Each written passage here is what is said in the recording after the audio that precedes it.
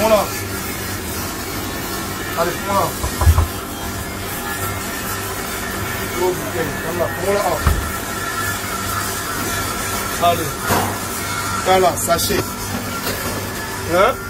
Tellement voilà, monsieur. Maya sachet. Allez, voilà. C'est le fait.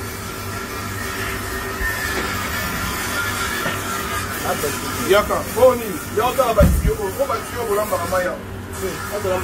Awa, mai tio oyo, mai oyo za tio. Eh yaka, ici les alliés. Yaka. Yaka.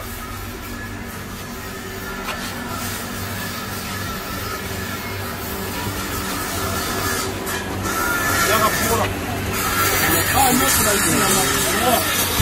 On va pas faire la mai. Eh monsieur, yaka. Voilà. Voilà.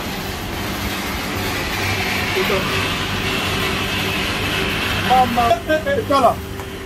Botala na mayo bazo melisa batu na République démocratique du Congo na Kinshasa. Tala. Izini yango, ta place bazo sala mai. Est-ce que c'est normal? Allez yaka. Allez banda okuka. Buka yo moko kuna buka.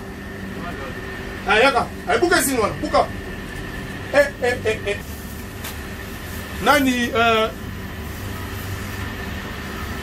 donc on est ici na mai hein kata bande konanga ba kinois na ba kinoise mayo bozomela au pire balobaka tala nde basala kango tala condition oyo machine à sachet yo kuta bango en flagrance machine yango yo place basalaka ba sachet hein tala soko batu bakobela te ndenge ni gouverneur apekisi bino lobi boti kamaramba ko sala mai ya sachet tala place ba sala ngo manzanza tala kuna oyo nyoso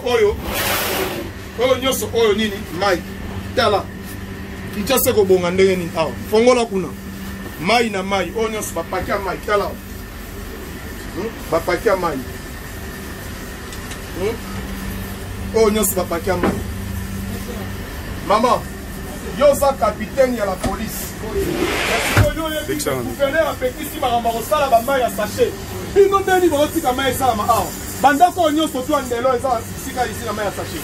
Botika pourquoi? Eza nani mikolo bisiko? Nani nadana ngamo ya ndachi. Nani awa? Nani awa sala ma? Nani ilite tabia ya chéri.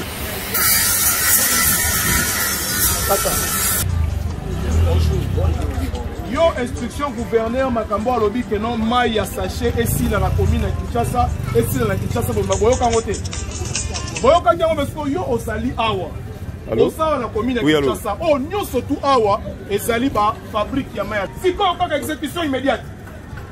Allez banda kobuka exécution immédiate babuka yango allez bongo na buka nyonso.